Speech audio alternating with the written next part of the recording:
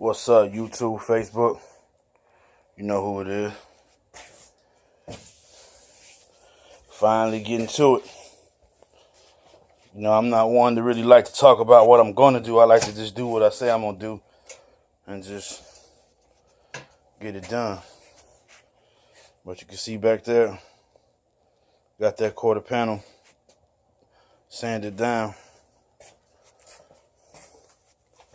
Found a couple spots right here that I didn't really like, so I went low so I could build it back up with some fiberglass Bondo.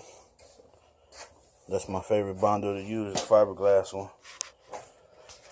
But it's coming pretty flat. That's what you want. You want this shit to be flat. So I'm going 180 right now, and then in certain spots I hit it with the 80. Like right here. Back then, when I first did this car, I didn't know. Let me give you an angle from back here. As a matter of fact, I'll put it on this one. Back then, I didn't know that this crease right here, it flex. So, being young and dumb, I filled it in. So what happened was, over the years, because I did it like 3 or 4 years ago, it cracked. So then this is candy paint. It started flaking a little bit right here. So now I'm digging in there right, doing it the right way so I don't go through that problem again. When I first did this car, years ago when I first got it, I got this car in pieces, so it ain't like other people got a complete car and they just take it apart. My shit was in pieces. No doors, no doghouse. Well, it had one fender. The other fender was off. No motor, no nothing. No interior. Anyways, the quarter panels, I had took these all the way down to the metal. The whole car got took down to the metal, actually. So I don't really got to go to the metal this time because I'm pretty satisfied with how flat and not wavy it is right now. Like I said, right here, I had it was kind of like high because I remember I had problems right here on this part. So I had built it up. And the reason I was having a problem because that chrome molding that goes along right here had 2 rivets. And they had been like rusted out. So I had cut it out, put new sheet metal right there. So it was kind of hard getting it back the way I wanted it. So I kind of just rushed because I was so thirsty to get it painted before the weather. I painted it like in October. So we up here by Chicago, and out here October, that's when that weather started getting cold. Might have even been damn near November, honestly. But I was just trying to just get it in paint, man. It didn't even have interior or nothing. I just wanted to feel like I had it in paint before the weather broke. But anyways, throughout the years, like the paint job, which I could show you up here, the paint job was one of a kind. Ain't nobody had one like this. I had hidden bow ties in it. This is candy violet. I never seen, if you see right here, dark and light, I did a 2-tone candy with the bow ties in it. I ain't never seen a Donk, a box Chevy, nothing like this. I mean, you see people put bow ties on it, but not hidden in the candy. They pop out with a light hit it. See, once the light hit it, it said Chevrolet right there. But all of that was, when the light hits it. With no light, you can't even see it. But anyways, taking it to the interior shop, it had got bad nicks in here, so I threw these numbers on here to try to cover up the chips. It's like 2 big chips right here. Right here, they chipped it.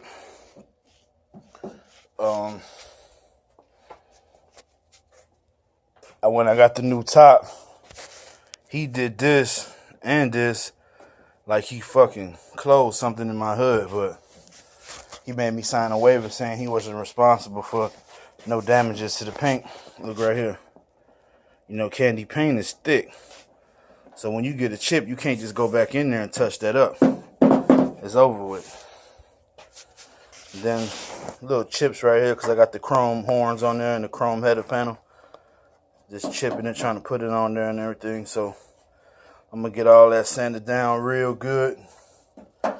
And then back then I didn't know anything about adhesion promoter. So I'm going to spray it down with adhesion promoter to help, you know, and little crevices, help the paint stick a little better in places that you really can't sand that great. A lot of shops use it. They spray adhesion. Mako does it. They say they don't even sand your car. They just spray it with adhesion promoter. But anyways, right here you can see this was the side that really, the other side didn't do it. This was the side that flexed. If you look right here, like some people might be like, oh man, it got some rust, but man, that's like minute, man. It ain't nothing. It's surface. This car is 42 years old, and it came from up there by Canada. So you would expect it to have all kind of rust, and that ain't what's happening. The trunk ain't rotted out. Little light surface rust, nothing major. But I'm gonna redo this whole trunk. I'm gonna take these speakers out of here, but I'm gonna redo the whole trunk. I'm gonna actually rhino line the trunk like you do a pickup, cause rhino liner you can paint it. So I'm gonna rhino line it and then paint it. Right here, my son had dropped a screen door. It was on the side of the house. It fell on it and just put a dent, a line in it. So, you know, I grinded it wider so I could build it up. But you can see right here, and since the time that it happened, it had started developing a little bit of surface rust. But I grind it down. I got rust eater. It'll take off any of that stuff. This is coming off. I don't know. I had one of my people come help me mask. It was late last night. I didn't even go to sleep, actually. I stood up from yesterday to today. But that's coming off. You see, I took all the other ones off.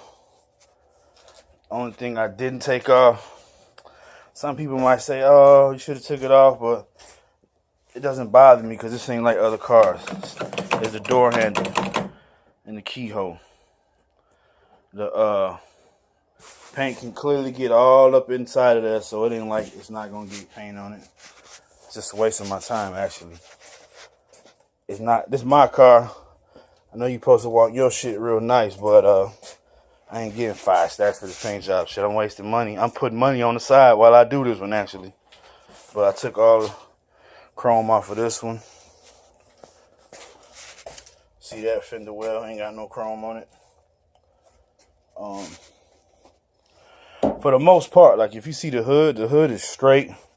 So I ain't got to sit here and be blocking for weeks and all that. It ain't that type of party. So I'm just gonna break it open with some 180 with the palm sander, and then I'm gonna go back through it and block it with the 180.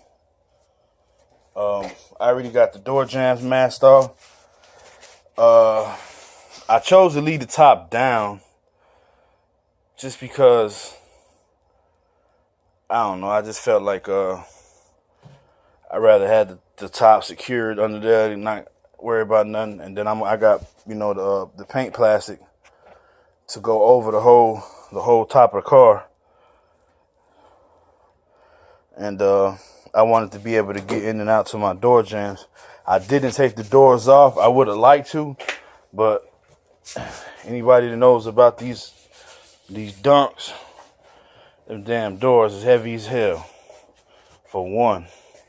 So one person ain't finna sit here and take no door off, paint it, and then put it back on by itself. You're gonna chip up something, scratch up something. Then another thing is, if you look at my body lines are perfect. My gaps, perfect. Perfect, you know. Door open good. door closed good. I don't want to start messing with nothing. Then the door starts sagging and nah, I'm cool. It ain't nothing. It's more work to mask off everything so you can do your door jams.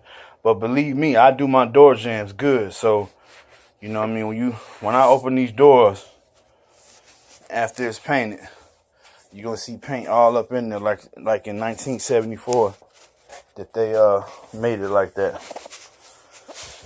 But like I said, for the most part, the cars, it's pretty flat because, man, I worked my ass off on this car when I first had it, first got it. Like, I think it was like 3 years ago. Might have been 4. But I'm painting the inside of the engine bay. Painting that up. Repainting the engine. See some chips. So hopefully this time I paint it, it ain't have to go to no interior shop, nowhere. I'm gonna put it with some bubble wrap around it so can't nobody get near my car. No kids on bicycles, none of that. But it's the first video I want to give y'all. Because I'm actually on it right now. So what I'm hoping is I think it's like 10 or 11, something like that. I don't know what time it is. But I've been working on other cars all day. But what I'm hoping is tonight, and when I say tonight, I mean it could be to 5 o'clock in the morning, whatever. I want to get all the body work done. So I still got a ways to go because I just got a 1/4 of the car. Half of the trunk and 1/4 panel. So still got that half and then the front half. But anyways, I want to get all the body work done and primer so that tomorrow I could paint. That's my plan. Now, I'm not 100% sure if I am going to paint it because tomorrow supposed to be like 100 degrees. And when it's hot like that, your paint dries too fast. So you don't even get enough chance to come around. And that leaves you more chance of getting chemical reaction. And the chemical reaction I'm talking about is it's called, some people call it crow's feet, where the paint will be dry and then you come back to put a coat on it. It's in this drying process, so you put this wet chemical on it, which is the paint with the reducer and stuff.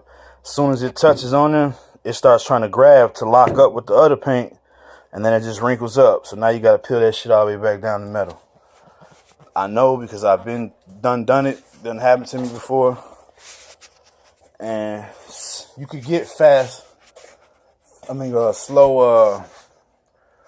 activated, but I think that only goes to like 80 degrees, 90 degrees. So really it's going to be a touch feel type thing. If I feel like it's cool, if I can get it the right temperature in here, because that's the main thing, is getting that temperature right. Some people think, man, yeah, the hotter it is, the paint will bake on there, yeah, but if you ain't giving yourself an opportunity to get all your coats on there and give it the right flash time, you're going to have a situation. So, hope y'all like this video, man. I'm trying to be calm and not be cussing up too much. Not because I don't care, I mean because I care, but I don't know. Motherfucker go through some things. But I want y'all to walk with me through this while I do it, so y'all can see the process, so y'all can see.